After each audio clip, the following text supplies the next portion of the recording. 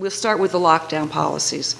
We now have the data from the Johns Hopkins University meta-analysis to demonstrate that lockdown policies, quote, have had little to no public health effects. They have imposed enormous economic and social costs where they have been adopted. In consequence, lockdown policies are ill-founded and should be rejected as a pandemic policy instrument. Further, the National Bureau of Economic Research paper on pandemic policies concluded that severe lockdown states suffered much more on overall social well-being in return for relatively little comparative benefit on health. It looked at 3 indicators, which were the mortality, economy, and schooling, and unfortunately, New Jersey ranked last in all 3 categories. So despite the administration's pandemic policies being some of the most strict globally, New Jersey had the highest death rate per 100,000 in the entire world for most of the last 2 years. Can you tell us what scientific studies you followed to guide you with this lockdown policy? And would you do it differently in the event of a future pandemic? Let's talk about mortalities, because I think you're making a good point. Well, we do not have the highest per 100,000, but we don't have a record that is something to brag about, as you know. 1/3 of all of our deaths occurred in March and April of 2020. 78% of the mortalities in long-term care were in that 2-month period. We got hit hard and fast by a virus, a novel virus, never before seen in humans. And we were, and you've heard the governor say this, building the plane as we were flying it. And decisions were made based on prior experiences with viruses that have proven to be more predictable than the coronavirus that we were dealing with. So as we look back on March and April, hopefully we'll never, ever repeat that. And as we go forward, as we learn more about the virus, that is still an unreliable foe. There's no getting away from it. How we handle surges will be much different because of vaccinations. The only thing that has had a positive effect on our overall outlook in New Jersey is vaccinations. So, based on what you just said, you would have to agree with the Hopkins study that the lockdowns weren't effective. But at the time, was that the data was there a study you had? And through the chair, if you don't have it with you, to provide us information of why you chose to do the most restrictive lockdowns in the state, in the country. When you talk about the studies that you quoted, I've just done a cursory review. As you know, the meta-analysis study looked at 18,000 reviews that had been done throughout the United States and internationally. Of those 18,000, 32 of them actually fulfilled the criteria for the study. And of the 32, it was either 32 or 34, it was 32, that fulfilled the criteria for the study, only 22 of them have been peer-reviewed. So I think it's important to focus on the 22 peer-reviewed, 18,000 to 32 to 24 or 22 peer-reviewed. I'd like to look at that further because the timing aspect of what happened in New Jersey vis-a-vis Utah or Nebraska, for instance, is way different, way different. What we learned during that time was then imported or rejected nationally. But New York, New Jersey, and Massachusetts and Connecticut and Rhode Island, we were all at the very, very beginning of a very bad pandemic that we knew very little about and had no way to test for it. Our first test was approved on March 17th in New Jersey, and as you recall, we had no testing. No, I was, as you also know, I was one of the first testers. I was out there, I was a Union County OEM volunteer, so I was out there in the beginning of April. And just for the public to know that when those first weeks where I was there every Saturday, it was a 46% positivity rate. I mean, that means every other person that came through tested positive. Yeah. And they were sick. You could see it we saw them, we were this close to them, obviously, and they were sick. Is there anything that you would do differently now that you, versus what you did, or I'll let you answer that, and I'm not going to answer for you. I have lots of things that, not only lessons that we've learned, but for what we would do differently. The first thing I would do is, I mentioned the importance of the close relationship with OEM. Mm-hmm. But what we did in the very beginning is we separated out clinical professional at the Health and Ag building, and the ROC did the inventory, et cetera. I would never do that again.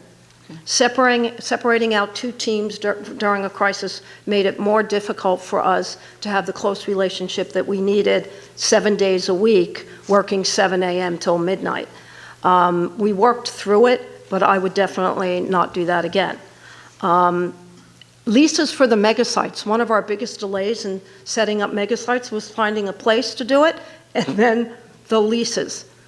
Within the procurement activities. We should have state buildings ready and available to go if possible at any time, and that type of review is currently being done. If not state buildings, a way to get leases activated more quickly. Because we did most of the testing outdoors under tents, and so are you telling us that you needed to have a lease to do it in a parking lot of a school? Not a parking lot of a school, but we did for the big mega sites that we had. We did not have a DOH call center. We used NJ PIs primarily for health-related calls. We have fielded over 6 million calls. Department of Health should have its own call center, and that's something that we certainly will be reviewing into the future. Highlight transparency through dashboarding. We had dashboards. In fact, we had a very interesting interactive maternal child dashboard that was put up right before the pandemic. But we did not have the wealth of data, centralized data, to do the dashboards that we have now. And that transparency, I think, has served us very well. The support of the local health departments, invaluable. Local health departments have been decimated over a decade. That's a national problem. We should never let that happen again. We rely too much on them, particularly for our vulnerable populations. Identifying vulnerable populations early on. By the time we put together our whole vulnerable population task force and we identified all, I'll just give you an idea of the groups of people. We have teams working with each of these individuals: IDD group homes, veterans, long-term care, correctional facilities, the psych hospitals, tribal nations, dialysis centers, homeless individuals experiencing homelessness, migrant workers, day laborers, senior high-rises, the homebound, disability communities, food manufacturing, meat packers, mental health group homes, individuals suffering from substance use disorder, and county jails. And we have people identified for each of these. Those task forces should continue because they impact general health and general public health, but we had to bring all of them together. And lastly, and perhaps something you might be very interested in, I think we need to look at how we segmented the state. Hospitals went into 3 regions: North, Central, and South, and that worked. Our Cali scores went into 6 regions, and that worked. However, our response was statewide. And I think if one of our lessons learned is that maybe one size does not fit all, and we should be looking at the regions and making decisions regionally based on hotspotting, cases, CLI in our emergency rooms, because we did learn that the state responded differently and the progression of the disease throughout the state was very different. So that's some highlights of things we would do Fair to say differently. we all learned a lot over the last 2 years.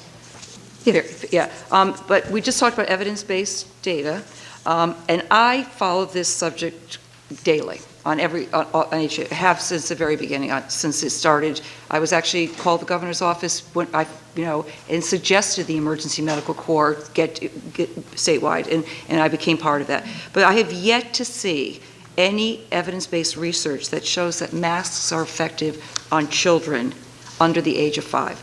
I have not seen any evidence-based studies on this. As a matter of fact, I personally vaccinated hundreds of children between the ages of 5 to 11 over in December and January. And if I tell you that less than 1% had on anything other than a cloth mask that didn't fit and was in many cases dirty. So do you still recommend masking children between the ages of 2 and 5? Because we've learned that cloth masks don't work. People compare, doctors in the OR, doctors and nurses in the hospital, but they're fitted to fit their faces. Again, I literally vaccinated hundreds and hundreds and hundreds those 2 days. Those masks don't fit, and unless you wash them every day, they just don't work. So would you still recommend the masking for 2 to 5-year-olds? Well, you're bringing up some good points about masks. If it's not well fitted, that it's not as effective. Individuals under 5 cannot be vaccinated. There's 2 aspects to masks, as you know.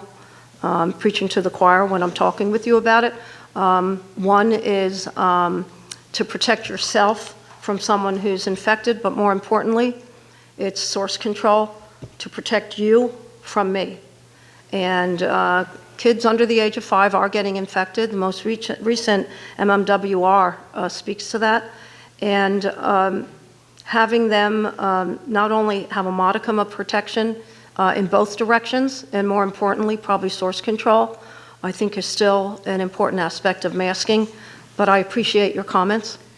And I hope that you would agree that it's hard to, we still haven't got the evidence-based research. You and I both talked about evidence-based research today. It's not there yet. So, my 1.5-year-old grandson got COVID. So I understand.